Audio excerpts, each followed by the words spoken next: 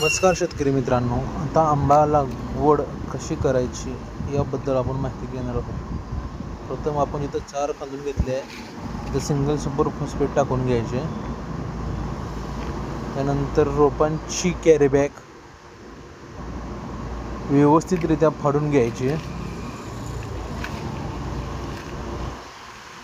झाड असे उभे सरळ ठेवून त्याची व्यवस्थित झाडाच्या कडे माती लावून घ्यायची. त्यानंतर थोडीशी निंबूळी पेंड टाकून घ्यायची.